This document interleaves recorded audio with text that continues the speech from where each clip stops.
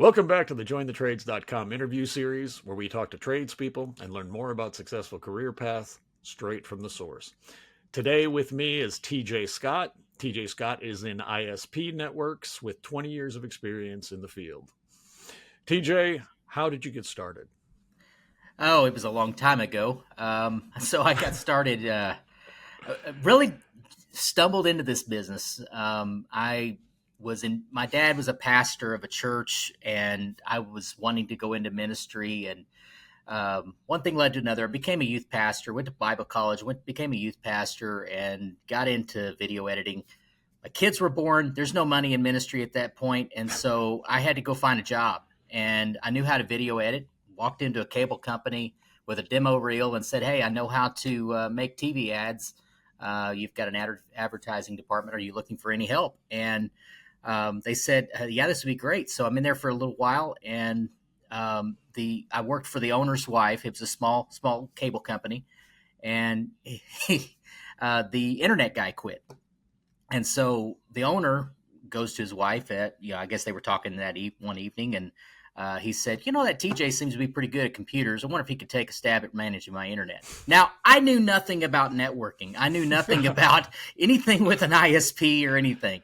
It was fascinating to me. I like to, poke my nose in there, see what these guys were doing and everything. But so I didn't say no. I walked in and took the job, and first day on the job, I created an outage that crashed the whole town. It was great times. Um, It's a dubious start. yeah. So I didn't get fired. I said yes to every opportunity that was along the way. Took a couple of different roles as things moved on. I mean, I learned everything about the business: how to install, how to work the head end, how to do the cable TV side of that. I mean, cable TV was a big thing back then, and I learned how to build a cable TV head end, built several of them. Learned how to do the aerial stuff, as scared of heights as I am. Learned all of that. I learned everything there was about the business: regulatory, bookkeeping, mergers and acquisitions, the whole nine yards. I just didn't say no. And here I am today. Yeah, I suppose that's a good attribute to have, huh? Be willing to just roll with whatever comes your way, and it leads to different opportunities. Yeah, it worked. Definitely worked for me. Cool. Well, and where have you progressed as of now? Where are you at in your career at this point? So now I'm VP of Operations / General Manager of a company called Broadlink. We're in Kentucky. We own about 10 counties of cable and wireless broadband systems. We provide internet to about 6,000 people in rural markets. Got about 35 employees, and rolling and going. We just received a grant for about $14 million project to expand broadband, and so things are pretty exciting there. But that's what I'm doing today. I manage the team. I get to lead leaders and train people to do what I learned to do years ago. Okay, that's a heck of a progression. It was a whirlwind. Yeah. A lot of opportunity, and again, just looking at every opportunity that came my way, every opportunity to learn something new, I just didn't say no. I mean, hey, this broke, and I'm like, hey, let me get my hands on it. Cool. So yeah. Cool. Well, let's go back sort of towards the beginning in the earlier stages of your Mhm. career. What was a day like at that point? What would your responsibilities be? So starting out in internet, for the first probably 10 years of this, it was tracking trouble tickets, dealing directly with the customers when it came to their issues, whether it be their own in-home issue or whether it was a cable issue, an outside plant issue. I tracked the problems. I monitored things, and um, I dealt with the customers directly. I was the knock in a small cable organization or a small internet service provider. You become the knock. You're tier one, tier two, and tier three. And so I dealt with the vendors. I dealt with some of our third party service operators that would help us with our outside bandwidth and so on and so forth. That was a day in the life. I mean, take the phone calls and deal with the problems as they came. And how would that position? Obviously, the internet has progressed since then. Cable's progressed since then. Everything is so different in that time period. What would that position entail now? The same type of things, or how has it changed? Much of the same things. I mean, and it depends on where you come into this industry. If you come into a company of our size, you can come in as an installer or a tech support person. You're taking the phone calls if you're in the tech support side of things, and that's kind of the role that I would have filled back then, was more in the tech support, and learning all the tools. And I didn't go to school for any of this. I didn't take any professional training for any of this. I just poked around the tools. Hey, what does this do? And what does this mean? And asked a lot of questions and Googled the heck out of things. I don't know how many people who you've interviewed who probably owe half of their career to Google, but there you have it. Sure.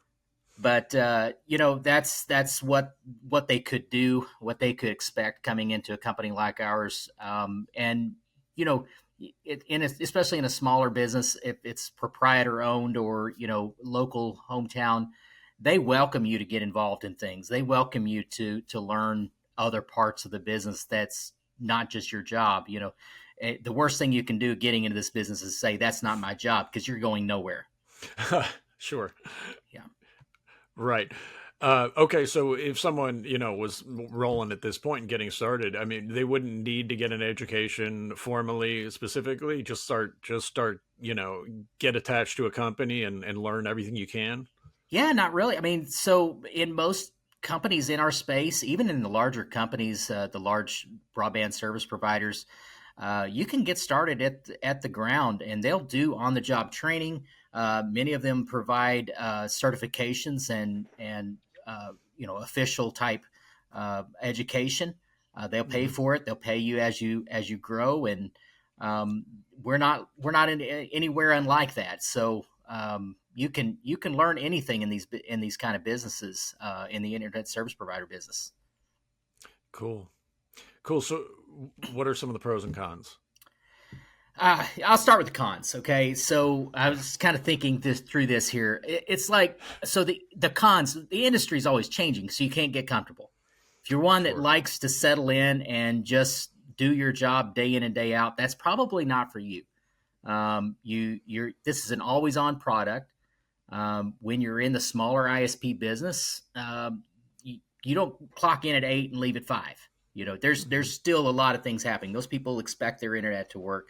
So I don't think, I joke around in my house. I haven't had a true day off in a very long time. But it does come with its trade offs. Customers don't seem to understand the challenges of broadband service, and so there's a lot of customer education. Sometimes that can be a con.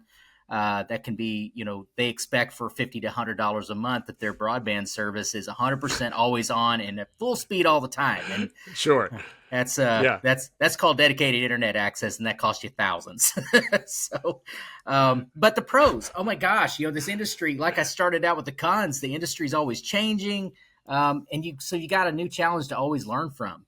Here we are. I got my start in cable, and I'm getting involved in fixed wireless. Well, it's not just fixed wireless that's like Wi-Fi type fixed wireless. Now it's more like cell phone LTE 5G fixed wireless. Well, now here comes fiber. Now we're going to be looking at doing GPON and XGPON, 25 GPON. Everything is always changing, so you always will learn something. That's probably my favorite part of the job. You can get in this industry just like I did, start off practically sweeping the floors and work your way to the top. And I love that about this industry. There are so many people in this industry that are, it's the same story over and over again. So I do love that. And, really the people you meet all kinds of people. Sure. Yeah, that's definitely a nice aspect. I can imagine that it never gets boring. I mean, you've been doing Mhm. it for 20 years now, and to not feel stagnant, to Yeah. always feel like, oh, there's something coming down the pipe. Obviously, just technology in general is just moving at such a exponential rate that Yeah. surely there's always some way to go, some facet that'll be new or interesting, right? Yeah. Yeah. There's always new rules from the FCC coming at you. So That as well. every four Uh, years, there's a new administration. It doesn't matter who it is. That's interesting. So how has this whole AI revolution affected your business? Has it yet, or is that something that, just for curiosity's sake? It hasn't yet, but I'm watching it really closely. There are a lot of opportunities to focus our talent to things that are more important and let AI kind of handle those menial tasks, so to Hmm. speak. Hmm. I don't want to be. We don't want to be the kind of company that's going to hand our customers off to a AI bot to be customer service or tech support. But there's a lot of Yeah. potential in there to kind of help triage certain things so that our best people are focused on the more challenging tasks. So we're watching that closely, not really of a negative impact, but more of an augmentation of the services we provide. Oh, that's great. Yeah, if it ends up being a positive Yeah, component, that'd be nice. yeah, yeah. And just for the alarming and the notification, I mean, we rely on alarms to come at us. If an AI bot was to call us and say, "Hey, you got an outage over here. You might want to take a look at it." It's actually kind of a welcoming thing as long as Cool. it's right. Yeah. As long as the bot's got its ducks in a row. Yeah. So as far as gender goes, how many? I don't know if it's a particularly male-dominated world, or is there a even mix, or We're pretty well mixed. We've got generally the ladies seem to apply for the positions that are office oriented. Mhm. But there are people in this industry I know that they're out there climbing towers. Ladies that are out there climbing towers and climbing poles and working in bucket trucks and giving the guys a run for their money. And this is not really a gender specific role. I mean, this is across the board. Anybody can do most of this work. Very cool. Very cool. If you had to say who would be best suited for this, or if they would have certain attributes that would work well in the field, how would you comment on that?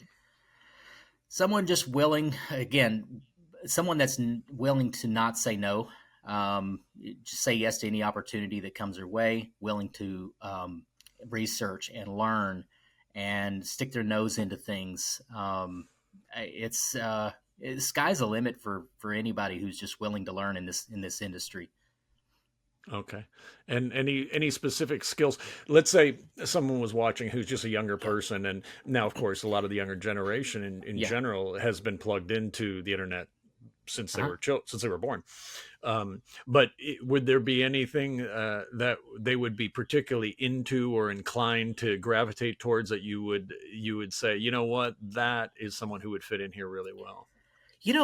People that like to tinker with things. Growing up, I was the kid that was tearing the TV apart in the living room, and making it work with the stereo because none of that had plugs that plugged into each other. You remember, as you're about my age, Yeah. none of that stuff plugged into each other. So I'd take things apart, wire it up. Hey, Dad, it's going through the stereo. Great, now put my TV back together. So you really got to be somebody who likes to explore things. And as far as skill sets are concerned, you just understand signal flow and troubleshooting. If you can understand signal flow and, uh, you know, leg bone connects to the knee bone, I mean, more or less in the electronic world, you can do great things in this. Cool. Cool. Well, if there's anyone out there that's, you know, chomping at the bit and interested, how would you suggest at this point of time that they get started? Find a local small independently owned ISP. That's where I would start.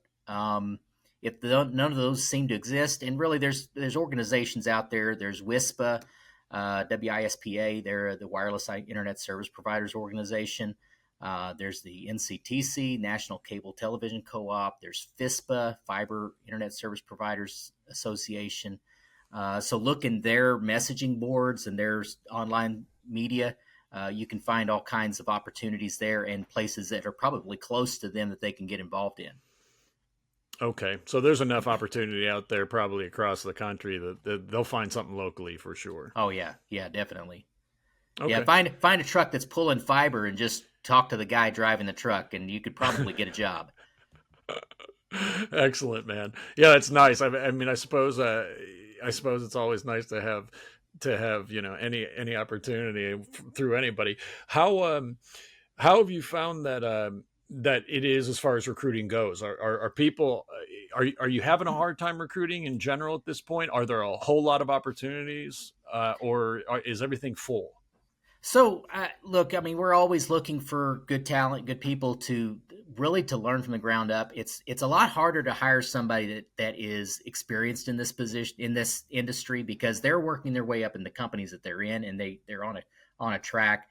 And not every company is exactly the same. So a lot of us like to hire people off the street, and Okay. so we start to look for that mindset that's just good character and a good troubleshooting mindset. Someone who can be kind to other people and work well with others. And so they go to apply for us. We just kind of weed them out on what's their attitude like. What's do they know how to use a computer? Hmm. Just the basics there, and we work our way from there. Awesome, man. That's great information, TJ. Thank you. Hey, listen, if anyone wanted to reach out to you or your company or, get some more information, would they be able to do that? Is there a place that you'd like to plug, a site? Sure, you can find me on LinkedIn. Just look up TJ Scott on LinkedIn, or you can go to our website at our company if you want to look and see what kind of opportunities we have. We'd be happy to take any applications or resumes. It's at broadlink with a C at the end.com, and be happy to talk to people. That's awesome. Thank you so much, TJ. Appreciate it. Thank you, crew. We'll talk to you next time, folks. Check out jointhetrades.com.